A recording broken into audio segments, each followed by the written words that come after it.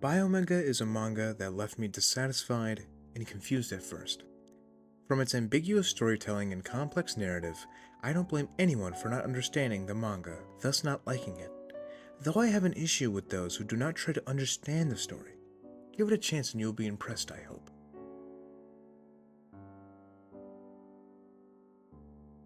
Published in Weekly Young Magazine and Ultra Jump, it was published from 2004 and 2006 and 2006 and 2009 respectively, with 42 chapters and 6 English volumes. The manga Tsusumu Nei was the creator of Blam and as well this manga. He is known for his science fiction and cyberpunk, and that's how this manga was described as well, though I don't personally agree with either of those descriptions, as Biomega to me feels more dystopian. Society is still functioning, but its dystopia is its complex situation that it sits in.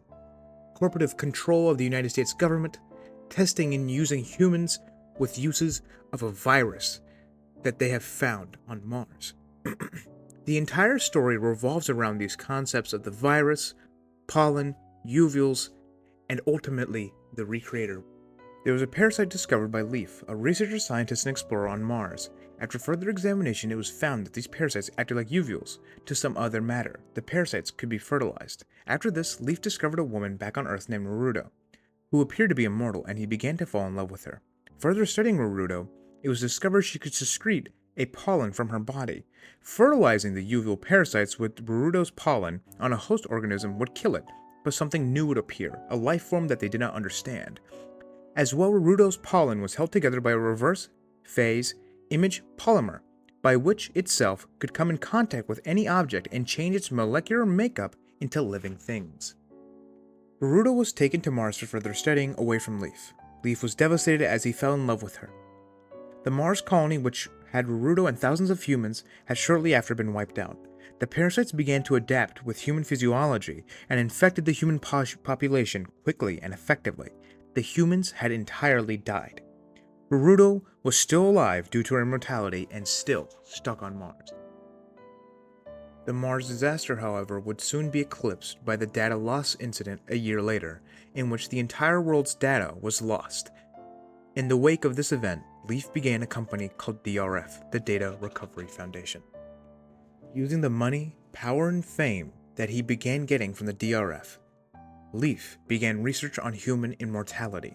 During the early period of the company, while it was still named as Microvolt, two important figures for the story and foundation appeared, Naran and Neruti. Neruti has the ability to use her spirit matter, angelic white, worm-like retractable protrusions to know the full thoughts and history of only living creatures she comes in contact with. Naran has powerful brainwaves which can twist and destroy things in seconds. Both went into Leaf's room at one point later on when they were adults and part of the organization, and see Leaf had kept pollen from Naruto. After Neruti touches the pollen, she learns everything from the previous research.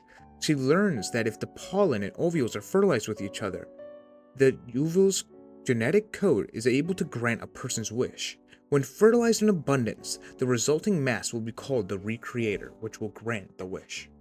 In a desperate attempt to continue his research, Leaf traces Naruto's lineage back to a small town with a woman called Vievciana. Viev is just like Naruto, having 23 chromosome pairs and being immortal, and Leaf can once again experiment with immortality using the pollen that even Vievciana as well has. He fertilized eggs with cells from himself and Vieva to form an immortal brain. He put the immortal brain into his pet bear, who can now talk and is immortal. He put his brain into the immortal body, making himself now immortal. Neruti begins to suspect that Leaf is selfish and wants to use the technology only for himself. Neruti being powerful with her mind reading and what she can do with research, Leaf begins to shut everything down in an effort to keep everything to himself. Leaf hid Vieva and got her renamed, shut down the Continental Geostationary Satellite, and completely left. Neruti takes control of the top company DRF, and Narain took control of the PHS and the CEU, the Public Health Service and the Compulsionary Execution Unit, respectively. Neruti's ultimate goal is to create the Recreator and restore the world to a fully organic state, a world in which her spirit matter can be used in anything. Naran tries to operate separately from Neruti as he fears her. He underwent massive surgery so she could not read his mind. Naran wishes to restore the original message of the organization by trying to find immortality, a direct rejection of Nerudi's philosophy. Backed into a corner and desperate, Leaf handed everything over to Nerudi and went to Mars as part of a deal so he could save Nerudi, as she was all he cared about. Nerudi just needed to find Viev, who now went by Yeon Green. Toa Heavy Industries is a rival company that fights the DRF. Dr. Kurokawa is the main scientist who made his daughter into a mother in a digital space where she could raise the synthetic humans, the main characters of our story. The vessel sent to Mars with Leaf now returns empty, but contains a virus on it. The virus spreads through across Earth's atmosphere upon re-entry. Spores go everywhere and mainly first to 9JO, a man-made island. The spreading of the virus makes everyone on the island become drones, zombie-like creatures with no thought or mind.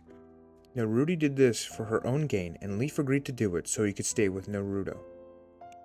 By the way, all I've said here has only been the backstory as to what actually happens in the manga. I haven't even touched upon the actual plot that happens, the actual progression. Yeah. All that I said previous was demonstrated in the story through very little dialogue and spread throughout the story. Even until the last chapter, you're still wondering what happened.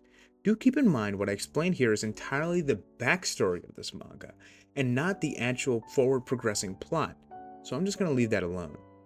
Even when the manga is delivering this all, and I've talked about it, you might wonder, where's the main character? Our main character, Zoichi, is more of a catalyst for events. He never actually changes anything.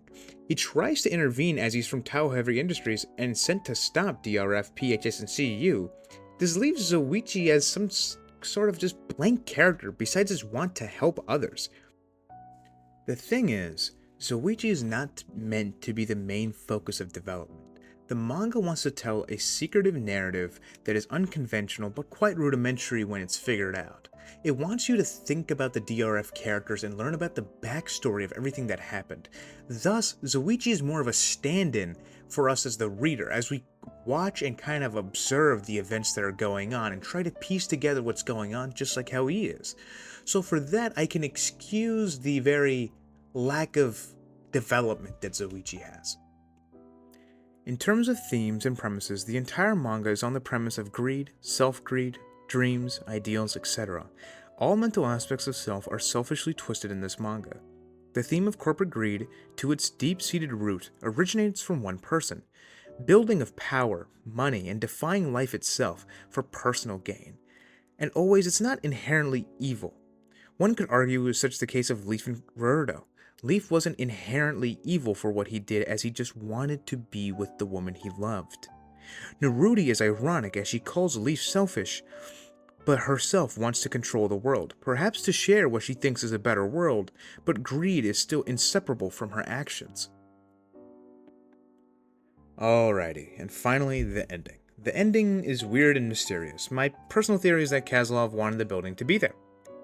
Having the immortal brain and technically the son of Leaf and his own personality, he wished for a reset. Funny Pearl told him that the world is ambiguous, and from that I get the feeling that she's saying the world is mendable. It was Kozlov's wish that made the world the recreator become. He wanted to stop Nerudi, and then the world made it be. The inside of the structure was that of the room that he had in the starting of the manga. It was a rewind to a before state. By pushing the button, he just fixed everything. It was very abstract, but that was my best guess for the ending. I also don't know what I'm talking about 90% of the time, so don't believe me. I'm not putting new art on here. You've already looked at plenty, and I don't have any more manga panels. You see the art is dark gothic and what you would expect. The art style shift once the recreator was formed, and personally, I think it gets kind of worse. It becomes heavy in its line work, strong positive negative space, and less angular. Though either both work perfectly fine. The left image you can see very clearly is the first half, and then the second one is from the second half. In conclusion, from its unique narrative, caked in ambiguous storytelling, Biomega has dark gothic art as its icing on the cake.